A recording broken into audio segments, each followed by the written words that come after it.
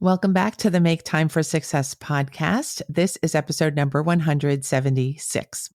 Well, time certainly does speed by, doesn't it? We are already wrapping up our series on decluttering your life. I hope you have enjoyed episodes 1 and 2 on physical clutter and mental clutter. And this third episode is all about handling schedule clutter. It's a phrase that I created for this series, but I do think it's something that many of us have struggled with. And I found myself using the word balance a lot inside this episode because I do think getting a good handle on your schedule is a balancing act of how to balance the actual time you have, what you want to plan, your energy, and then a lot of other factors like how you're talking to yourself, what other people are asking of you, and the weather, things like that. So let's listen to this episode to see how you might better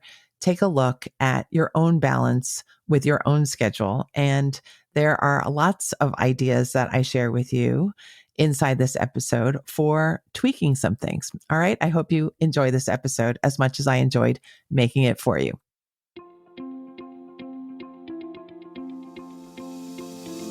Hi, I'm Dr. Christine Lee, and I'm a psychologist and a procrastination coach. I've helped thousands of people move past procrastination and overwhelm so they could begin working to their potential. In this podcast, you're going to learn powerful strategies for getting your mind, body, and energy to work together so that you can focus on what's really important and accomplish the goals you want to achieve. When you start living within your full power, you're going to see how being productive can be easy and how you can create success on demand. Welcome to the Make Time for Success podcast.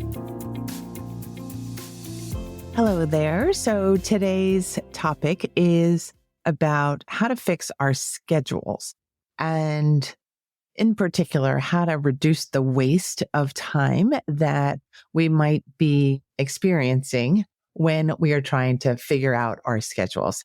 In order to have this conversation, I think we need to start with the important realization that our goal is not only to maximize the time that we have and the way that we use our time in general, but also our goal could be to minimize the energy that we waste in the course of completing that schedule. It's basically trying to get a lot done or satisfying amounts of things done without ending up feeling completely tired, fatigued, demoralized, and stressed out at the end of the day. It would be nice to have that kind of balance, right? If we could be really productive, really feel in flow, and also feel like we're kind of filling our cup instead of draining it.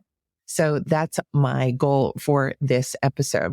And what I hear from people very often is that that balance between productivity and feeling well and doing well has gotten somehow completely off track or out of whack somehow. So much so that even the smallest tasks like grooming and putting stuff away and getting back to people and paying bills can be made to feel like they're overwhelming, that people feel so stressed out and fatigued and fried that they feel like they have to avoid even the smallest items on their to-do list. My hope after today's episode is that you, if you're in that situation right now, that you feel more energized and more in control of this game of life and more empowered to take control of your schedule and your energy. And I really do believe that all of us have that power within us to do that, to reclaim our time and to reclaim our energy. When I hear people tell me that they've lost track of their schedule, they've lost track of the little things and everything has become overwhelming, I think at least two things. One is that because the person is overwhelmed, they're likely thinking about too many different things all at once. And they're thinking, this should have been done. That should have been done. Why couldn't I have done that on time? Why am I doing this so close to the deadline or even after the deadline? And it's that thought process that ends up taking you around and around and around in circles. And it makes you feel like you have no energy to give, no creative energy left. And it's really a recipe for feeling like you're slower than you need to be, feeling like you don't have energy to give. And so my tip there is to get yourself out of that feeling of overwhelm. And one way to do that, if you've listened to me for any amount of time, you know that the answer to overwhelm is to focus just on one thing at a time. Even if it feels like there's a million other things on the to-do list that I have, how can I just focus on one thing? The answer and the solution and the easiest way to get things done is to really decide, I'm just going to pick one thing and start small and accomplish something instead of feeling overwhelmed the whole day through. The second thing that I think when I hear that people have lost control of their schedule and their minor tasks is that that person or these people who have lost track have some sort of negative internal dialogue that is running, that contains a lot of negativity, a lot of self-criticism, a lot of how could you be like this, a lot of shaming kind of language and tone. And that internal dialogue keeps the person locked into a very small version of themselves, that they're not functioning in flow because they're feeling like they need to address something that's broken inside. And I'm here to say there's nothing broken inside. There's just that overwhelm that has taken over temporarily. And what we need to do to alleviate that is to A, focus on one thing at a time, like I said a couple minutes ago, but also B, the bigger answer to this problem is we have to get re-energized. We have to start to lift ourselves up. That is the answer to all of these roadblocks and stalling and the breakdown that we have with our own operating system. Sometimes we have gotten to a point where we're so tired, we're so frustrated, we're so behind all the time that we've decided we're close to giving up, that it's not worth the effort, but it always is worth your time and energy to restore your energy, to lift yourself up, and to get yourself back on a fairly organized schedule. And now I'm going to give you a couple of scenarios, two scenarios of schedule clutter so that maybe you can find yourself in one or the other. And I'm going to give you some tips for how to straighten things up if you happen to feel like things are a mess right now. The first scenario I'll call scenario A is where you have an overwhelming amount of work to be done and your schedule is always stuffed. You're back to back in your appointments and you're even at a point of being double or triple booked, which sounds really frightening now that I myself am not in that circumstance. I like to have a lot of white space when I can in between sessions, in between appointments, in between seeing friends and doing work. I like to have a little bit of breathing room. But if you happen to be someone with an overstuffed schedule, here are some ways to cope with that and to make that a little bit better. First, you need to congratulate yourself for surviving this busy phase of your life. We all have had them. We all will be in them at some point in our lives. So just adopt a more positive attitude about where you are at right now. It is okay. Remember to eliminate any negativity or judgment you might be having about being in this situation right now, because that's just going to take more of your time and your time is really limited because you're so busy.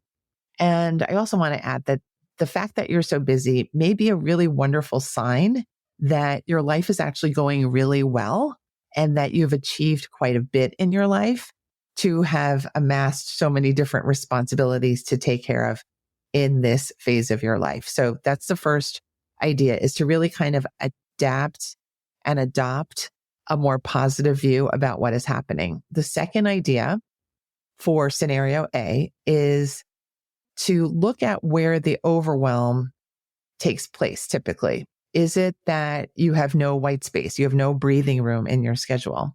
Is it that you're promising things to people that you can't deliver, or you don't have enough time to do or think about these things? And so you end up not delivering things in a calm, relaxed way. Is it that you're saying yes to things that are not important in this busy season, and then you're wearing down your ability to cope with the entire schedule? So take a look at where those moments of overwhelm tend to creep in. Where are the open areas where overwhelm seeps in?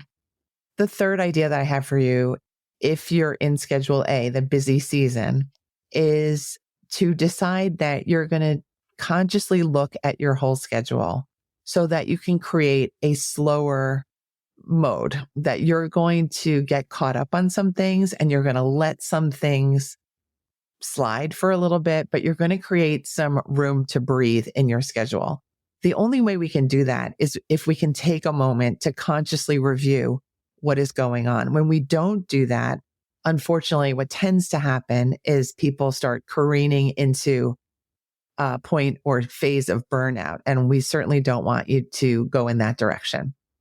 The fourth idea that I have for scenario A, the people who are super busy, is that you can add some joy. Even though your schedule is full, I'm going to guess that in some ways you've crowded out some of the more fun activities in your life, the things that you really enjoy doing because you're so busy.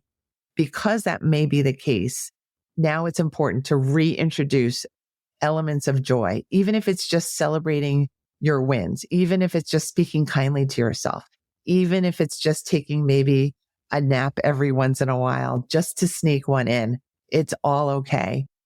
The idea generally is to make sure that you're not missing out on life by being so busy. Make sure you re-add some joy in.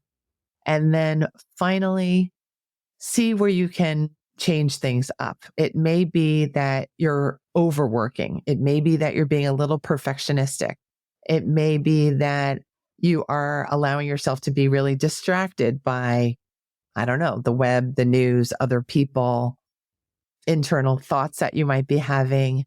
And you can counteract that by maybe sharpening your planning up a little bit, batching your work so that you do all the same types of work in the same time block so that you don't have to waste your energy starting and stopping all of the time.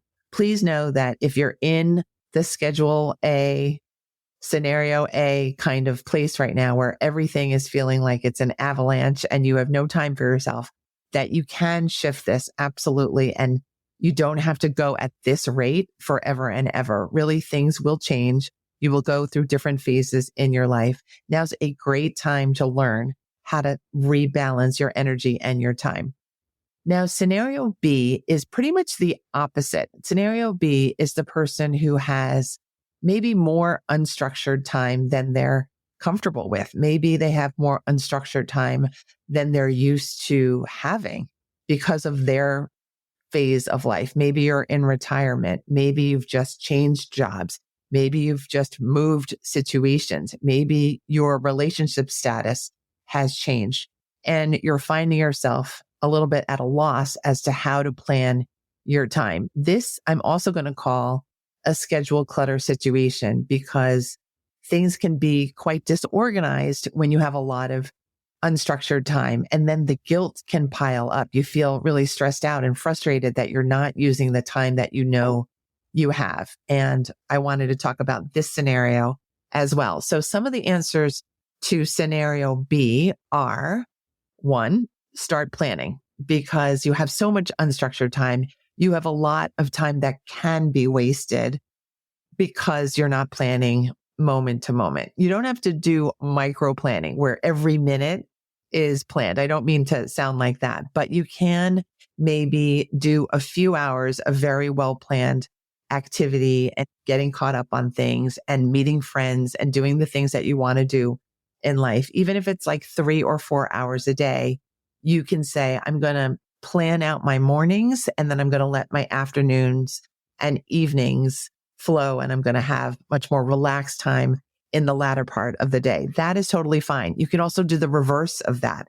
That is fine too. We call that time blocking, where you're really designating certain times of the day for certain activities. When you stick to this kind of plan, you end up feeling like you're wasting much less time and you're getting a lot more accomplished. And then you can go to bed feeling relaxed and calm and satisfied with yourself. No more of this feeling like you can never get a handle on your time. It's actually probably easier than you're making it out to be. The second tip that I have for you for scenario B, where things are more unstructured, is that you can do one thing at a time. This technique works for pretty much every scenario because it helps you to counteract the looming sense of overwhelm. When we don't do anything, we invite overwhelm. And when we're looking at everything, we're also inviting overwhelm. So the answer always is do one thing at a time. Be grateful that you've concentrated. Be grateful that you've invested your energy, and then be excited at the result that you've been able to achieve. The third idea here for scenario B is to limit the distractions that you may be using to fill up your time and your space in a more numbing kind of way. It's things like surfing the web, doing computer games, watching TV, being sedentary, daydreaming even, and not planning things that you're really just kind of in this holding space or holding scenario. I don't know what the phrase is, but this holding zone where you're not really doing some active envisioning of what you want your time to look like.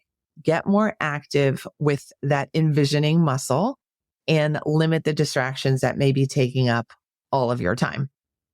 And my last tip for scenario B is to get social, because sometimes when we have a lot of unstructured time, we are by ourselves. We have become more isolated.